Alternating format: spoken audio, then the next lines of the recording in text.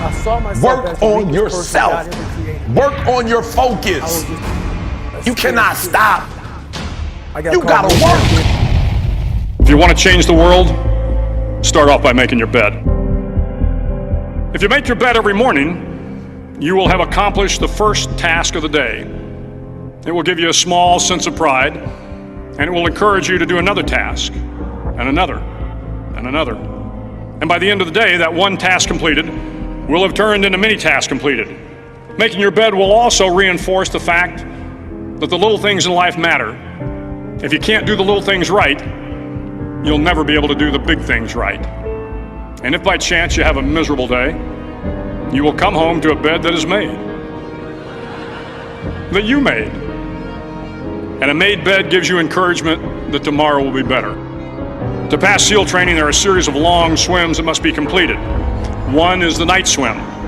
Before the swim, the instructors joyfully brief the students on all the species of sharks that inhabit the waters off San Clemente. They assure you, however, that no student has ever been eaten by a shark, at least not that they can remember. But you are also taught that if a shark begins to circle your position, stand your ground. Do not swim away. Do not act afraid. And if the shark, hungry for a midnight snack, darts towards you, then summons up all your strength and punch him in the snout, and he will turn and swim away. There are a lot of sharks in the world. If you hope to complete the swim, you will have to deal with them.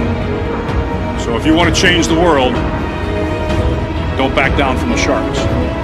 Over a few weeks of difficult training, my SEAL class, which started with 150 men, was down to just 42. There were now 6 boat crews of 7 men each. I was in the boat with the tall guys, but the best boat crew we had was made up of the little guys, the Munchkin crew, we call them. No one was over 5'5". The Munchkin boat crew had 1 American Indian, 1 African American, 1 Polish American, 1 Greek American, 1 Italian American, and 2 tough kids from the Midwest. They out-paddled, outran, and outswam all the other boat crews. The big men in the other boat crews would always make good-natured fun of the tiny little flippers the Munchkins put on their tiny little feet prior to every swim. But somehow these little guys from every corner of the nation and the world always had the last laugh, swimming faster than everyone and reaching the shore long before the rest of us. SEAL training was a great equalizer. Nothing mattered but your will to succeed, not your color, not your ethnic background, not your education, not your social status. If you want to change the world, measure a person by the size of their heart, not by the size of their flippers. The 9th week of training is referred to as Hell Week. It is 6 days of no sleep, constant physical and mental harassment, and 1 special day at the Mud Flats.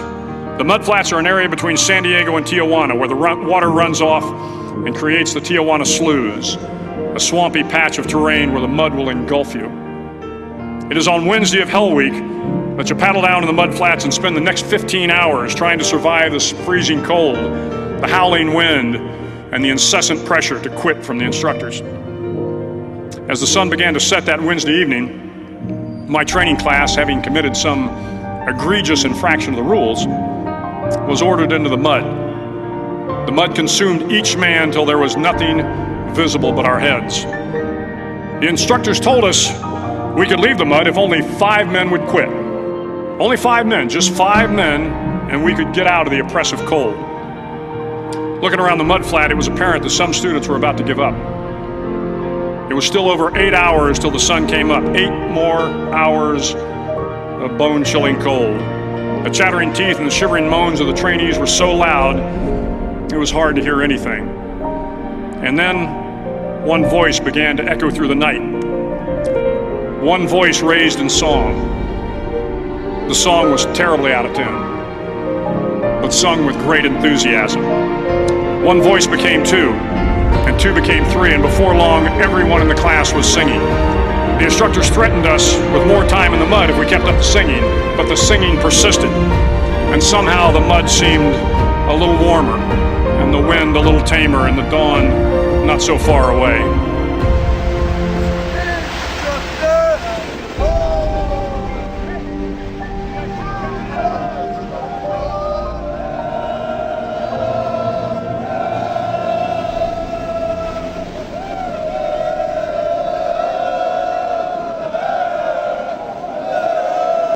If I have learned anything in my time traveling the world, it is the power of hope.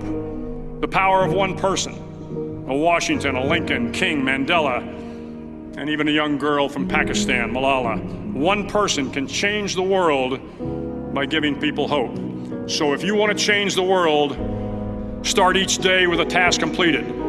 Find someone to help you through life. Respect everyone. Know that life is not fair and that you will fail often. But if you take some risks, step up when the times are the toughest, face down the bullies, lift up the downtrodden, and never ever give up. If you do these things, the next generation and the generations that follow will live in a world far better than the one we have today. And what started here will indeed have changed the world for the better.